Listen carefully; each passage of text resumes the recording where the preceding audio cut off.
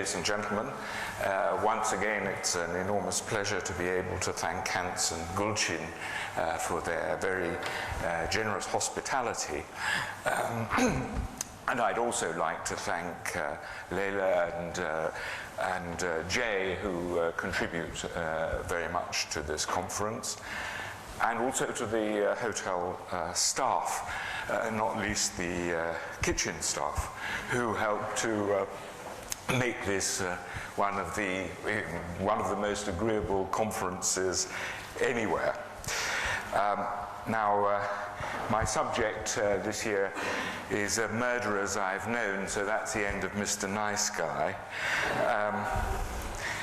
And this is not a subject which is of great interest to most of you from the point of view of economics, though not long ago I was asked to review a book by a psychiatrist who claimed that in the United States the murder rate rose during Republican presidencies and declined during Democratic ones. In order to produce this conclusion, there was quite a lot of statistical manipulation.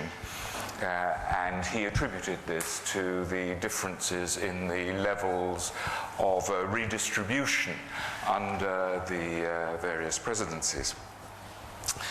And of course, like everyone else, he assumed that correlation was causation. And the second economic law, the only one that I've discovered about murder, is that when someone murders for life insurance, it's always within 2 weeks of the sum assured having been increased by at least 1,000%. First I want to ask you whether there's anyone in this room who is uninterested in murder, who finds murder a dull and boring subject. And I'm asking in general, I'm not asking anything about any murders in particular you may have in mind. Now there's no one's put his hand up. And I think it's a rather curious phenomenon, actually, that everyone is interested in murder, and I'm not sure I can fully explain it. And certainly literature would be much the poorer without murder. Shakespeare alone would be depleted of most of his greatest plays. There wouldn't be Hamlet, Othello, Richard II, Richard III, Julius Caesar, Coriolanus, and many others. And in fact, if you think about Macbeth, what would Macbeth be without murder? I mean, Macbeth would have to apply to be King of Scotland. He'd send in his CV, and the appointment committee, in which, of course, there would be the three witches, might give him a temporary contract until Banquo's son graduated from the university and was fit to take over permanently. So I think you can see that without murder, Macbeth would be a lot less interesting. Now, some of you might ask, why think of individual murders at all when there are so many mass killings both in history and at the present moment? And I hesitate to mention such an authority, but Joseph Stalin was definitely onto something when he said that a single death is a tragedy and 1 million deaths is a statistic. And it comes naturally to us to think in small terms rather than large ones. Our interest is captured much more by the burglary next door than the famine several thousand miles away, even though we admit that in the abstract, the famine is more important than the burglary. Well, in my career as a doctor, I can't say it's been my good fortune or my pleasure, but certainly it's been a matter of interest to meet a very considerable number of murderers. And of course I can't describe more than one or two of them. But if you're waiting, I hope you're not waiting to hear from me anything that illuminates anything in a general fashion, because I have no theory to propound. This is pure salaciousness and prurience and sensationalism. And really the main lesson from my contact with murderers is that I've learnt nothing from them.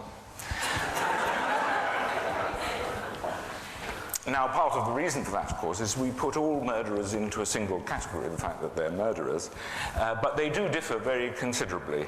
There's no single type, the murderer. One thing I did learn, though this can hardly be called a lesson, is that while we generally think of murder as the worst crime, murderers are not the worst criminals, not necessarily the worst criminals. Indeed, inside prison, they generally enjoy a certain prestige, so long as it is not a child that they have killed, and so long as sex was not involved in the murder, because that puts them beyond the pale. In general, if it's just what I might call, and what policemen in England call, an ordinary domestic murder, a man accused of cruelty to a dog can expect more disapprobation from other prisoners than a murderer. And perhaps this is because most prisoners can envisage wanting to kill someone, but they can't envisage wanting to harm a dog. Well, I remember meeting what I hope you will not mind me calling my first murderer when I was a very young doctor. I thought then that he was a very old man. He was in his 50s. And he'd strangled his wife after many years of marriage. And I remember feeling distinctly honoured to meet so unusual a man and to shake his hand. After all, murderers in those days were fewer than members of Parliament, and I suppose a lot more interesting. Well, the murderer had been sent to prison, to hospital, because his crime was statistically very unusual, and it was thought that he might be suffering from some kind of medical condition that could possibly explain it. And here I should perhaps tell you that common crime, violent crime and burglary, for example, property crime, is a young man's game. Very few criminals start their criminal career as this man did in his 50s. And when I examined the statistics for the age at which people are sent to prison in Britain, I found that about 98% of them are under the age of 39. When they are sent to prison. In other words, criminality of the common kind remits, if you like, spontaneously after the age of 39, even among people who have committed many, many crimes. And this fact has suggested to many commentators that there's a biological determination of criminality, though I think this is mistaken as a major theory of crime, because that cannot really explain the enormous fluctuations in the rate of crime in any given society. And at most, biological or medical factors influence criminality, and in a few individual cases may explain it, but that's all. Anyway, be that as it may, my first murderer was sent to the hospital to be examined, and after extensive investigation, nothing was found that would supply a medical explanation of his action, which was incidentally completely out of character. Well, he explained it himself to me. I remember this very well. He said that for many years he'd come home from work, and he was tired and he wanted peace and quiet. On his way home, he always bought the evening newspaper. And what he wanted was to sit in his armchair and read it. His wife, however, had been at home all day and had seen no one. And this, so she was waiting for him to talk to him. And this, of course, for many years had interfered with his reading of the newspaper. And unbeknown to her, this frustrated him enormously. And unfortunately, his wife wore little golden drop earrings with in the form of a cross, and they jiggled as she spoke.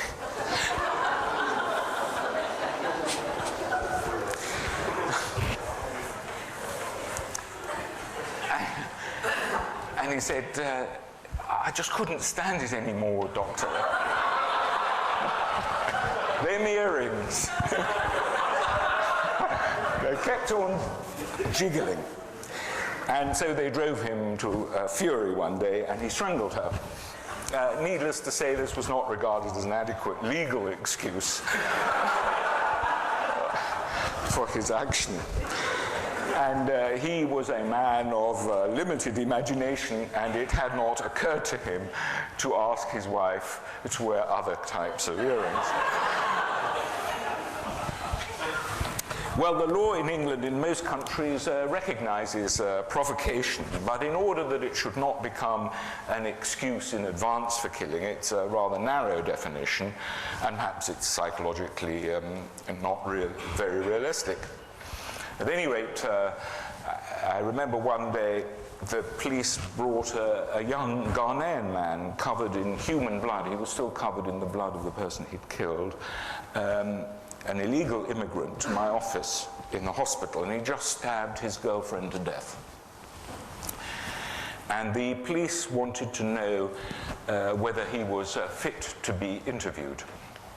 And I had a medical student with me, and like most medical students at that stage of his development, he was rather naive and had no contact with any kind of story that he was about to hear. Well, the young Ghanaian was a very nice young man, actually, not at all the kind of man that you would expect to kill. And as soon as he had arrived in the country, he'd managed, with some difficulty, to find a job for himself and somewhere to live. And neither of these things, of course, is easy for an illegal immigrant. And then he met a girl from the city in which I was working who casually invited him to come and live with her. And they were lovers before long, but she tired of him. And she used to provoke him by telephoning another lover, former lover of hers, in front of him and asking him to come and make love to her, as he, the Ghanaian, was not nearly as good a lover. And on the morning of her death, she told him to leave the flat immediately because she was fed up with him, she was tired of him. Now, he had nowhere to go. He begged her, he had no job now. He begged her to allow her to stay until he had found somewhere to live, somewhere to go. In other words, she was just proposing to put him out on the street. But she refused and started throwing his few belongings out onto the street. And he was desperate, but she laughed at him and she insisted. And he thought that she was playing with him, and the humiliation was terrible. And he took a knife and stabbed her. And the medical student was very shaken by what he heard. And I think he saw in that one instance the possible depths of human humiliation and despair and what it can actually sometimes lead to. In another case involving an illegal immigrant, this time Chinese, I appeared in the court for the defense. He spoke not a word of English, and he had arrived in our city from somewhere else where he had some minor difficulties. I don't know what they were exactly, but he had some minor difficulties. And in the streets of our city, he met a young Chinese student, and they started talking. He said he had nowhere to live, and out of some kind of national solidarity, the student, who had a spare room, he lived with his wife, invited him to come and live with him because he had nowhere to go. Unfortunately, he was mad and suffering from a paranoid psychosis. He thought that people were talking about him in a menacing manner. And this is, of course, a very easy thing to think when you're slightly mad anyway, and when you're walking around in a place where you understand not a word of the language. And he eventually came to believe that his benefactor was plotting to kill him because he heard hallucinatory voices that told him so. And early one morning, not very long after his arrival in the benefactor's flat, he ran out into the street. He stopped a passing police car to tell the police that his landlord was trying to kill him. But of course he didn't speak any English, and the police didn't speak any Chinese, so they couldn't make out what he was saying, and they just drove on. He returned to the flat, where a short time later he stabbed his landlord dead in front of his wife. Well, I met him in prison, and through interpreters and his Chinese-speaking lawyer, it became clear to me that he was mad, and I gave him some treatment, and to my surprise, within 2 weeks, he became completely normal. And he was actually a pleasant young man of peasant origin who probably had been sent by his family, who had saved money, for him to come to earn some money. And once he was better, he started to work in the prison, and he gave us no trouble at all. And he was that fabled figure, the model prisoner. But his case gave us an interesting insight into the summary nature of current Chinese justice. Shortly after he'd recovered, he appeared in court for a preliminary hearing. And it was all over very quickly. He was just remanded back into prison. And the whole hearing lasted only a few minutes at the most. And as he left the dock, he took off his shirt. And he was asked why he was doing that. And his reply was very revealing. He said, "Well, you're going to take me around the corner and shoot me." So that is a revealing insight into the nature of current Chinese justice, at least amongst his class. No doubt some of you read detective novels and may even be aficionados of the golden age of English crime novels, people like Agatha Christie or Dorothy Sayers. Incidentally, it's always said that Agatha Christie has sold more books than any other author other than the Bible, whose authorship I won't go into. Now, these crime novels are very reassuring, and they're more fairy stories, of course, than social realism. The murders, which are never described in gruesome detail, the kind of gruesome detail that nowadays is extremely fashionable and that is supposed to make us face up to reality, but in my view is just salaciousness and prurience. The murders in Agatha Christie take place in circumstances and locations where murders are least likely ever to occur, such as the libraries of great country houses. And in the end, everything is restored, peace, tranquility, justice is done, and all the rest of it, and all is right once more with the world. And if you can call a murder cozy, these are nice, cozy murders. Well, I don't suppose I need to tell you that most murders are not very cozy, and they are sordid in the extreme and are not done with any cunning or refinement. This has been, of course, a complaint in British writing for a very long time. In about 1820, De Quincey wrote a famous essay called Murder Considered as One of the Fine Arts. And George Orwell wrote about the decline of the English murder. But they're very sordid, and they usually occur at the heat of a moment after a sordid, foolish, trivial quarrel, often drunken, and require no detective skills to solve. But they do tell us quite a lot about the lower depths of our society. I was once asked to examine a 17-year-old girl who had stabbed her 15-year-old lesbian lover to death. And when I went to the prison in which he was being held, I expected to find a very unpleasant, aggressive, and possibly rather stupid young woman whom I thought I would detest. But on the contrary, I found a decent person, and I came away feeling very sorrowful, and it's a sorrow that I can recapture when I think about the case. She was born of a white mother and a Jamaican father who, in what I'm afraid has now become almost a normal fashion, abandoned them both soon after her birth. And her mother then took up with a Jamaican cocaine dealer who was violent towards her and was always in and out of prison. And she herself was an alcoholic who took drugs. And she would repeatedly throw the cocaine dealer out of the house, but she would always allow him back in again. And he was violent towards her again, but she was always in some kind of drunken or drug-induced stupor.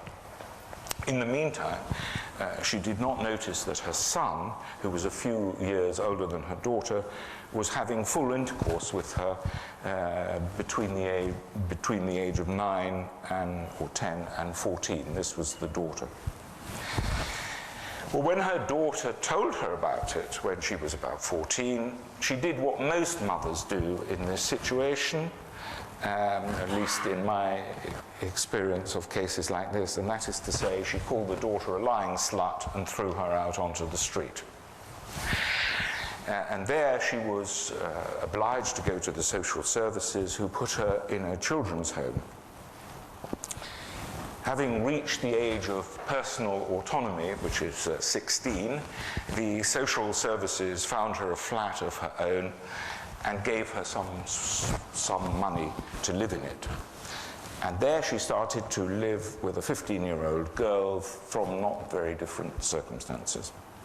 And they spent most of the money on alcohol and cannabis. And one day, in the course of a drug, an alcohol-fueled quarrel, she chased her lover from the flat with 2 carving knives, and everything in England is now videoed, so you see her running through the flats with 2 carving knives like this, like a kind of mad operatic murderess. And she caught up with her lover and stabbed her to death.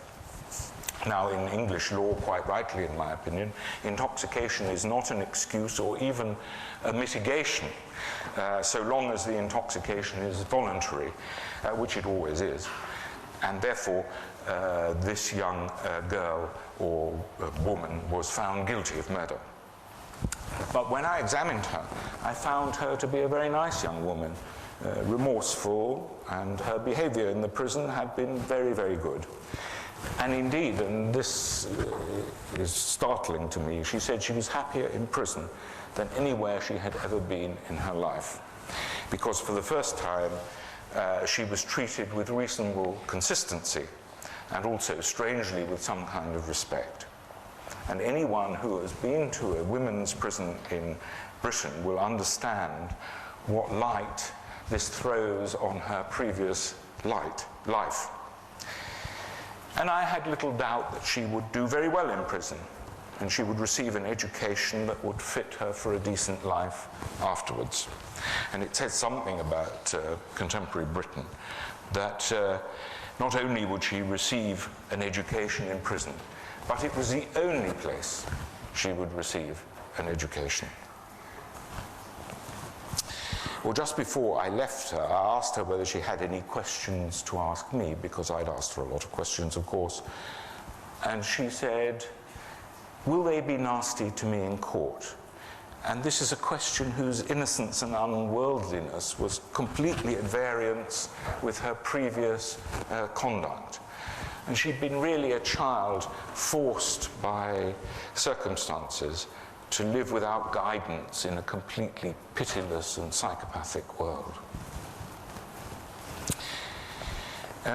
Well, out of the mouths of murderers sometimes come the most astonishing statements. And I apologize if I've mentioned this before. I'm reaching the age of repetition. But One murderer said to me just after he had killed his girlfriend, "I had to kill her, doctor, or I don't know what I would have done." And here we see the reductio ad absurdum of the idea that unexpressed or unacted upon desires or emotions lead to real harm, unlike murder. As William Blake put it, sooner strangle an infant in its cradle than nurse unacted desires. And one of the things that murder, and I'm sure I've spoken about this before to this meeting, one of the things that the murderers used to say, people who had stabbed someone to death used to say, which made me think about a lot of things, was when they described what happened, they always said the knife went in. Almost always. Which meant that, of course, the knife was the active partner in the transaction. And when you think about it, this is how people often present their lives when they think there are advantages to doing so. They know that it's not true, but with repetition it becomes true in their minds. Another murderer asked to describe himself after he had killed, decapitated and dismembered his best friend for bizarre sexual practices, which I will not describe, said after some reflection to describe himself, he said, "Well, I'm laid back," he said, "and fun to be with."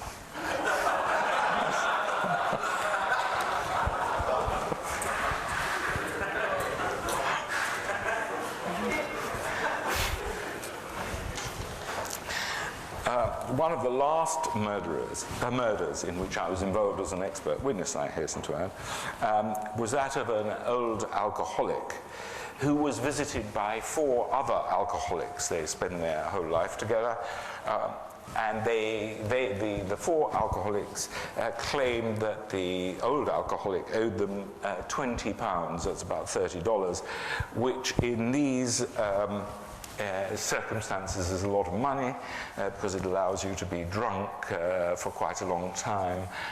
They drink a kind of cider which is 9% alcohol and has obviously never seen an apple or anything like that.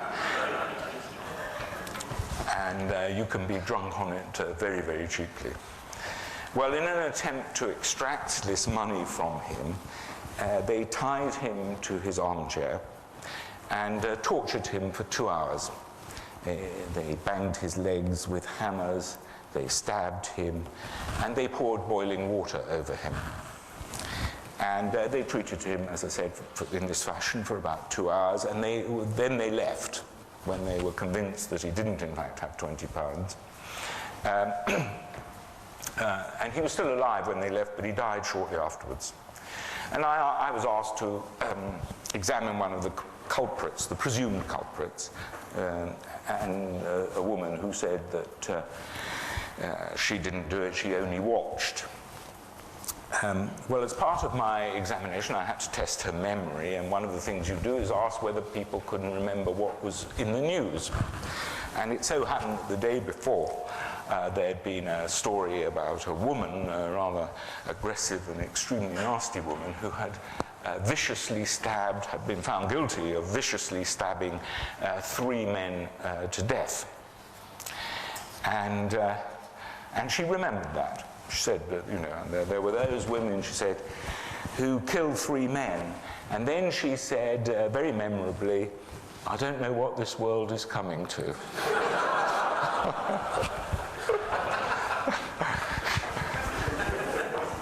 Well,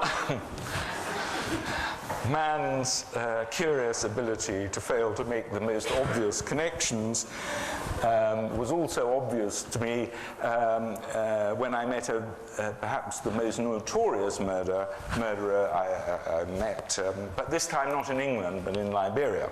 It was during the Civil War there, and the name of the murderer was Brigadier General Field Marshal Prince Y. Johnson.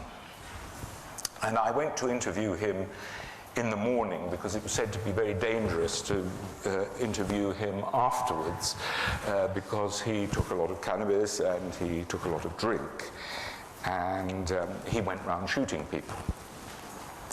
And he was the man who captured the former president of Liberia, Samuel Doe, during the war.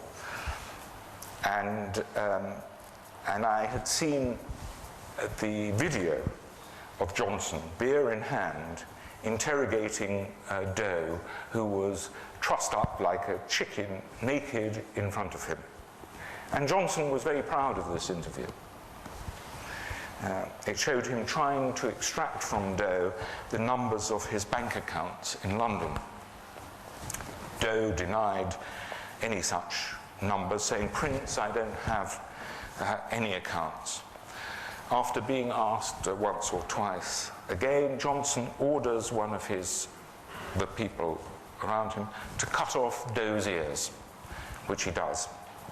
And the torture continues until Doe dies of exsanguination.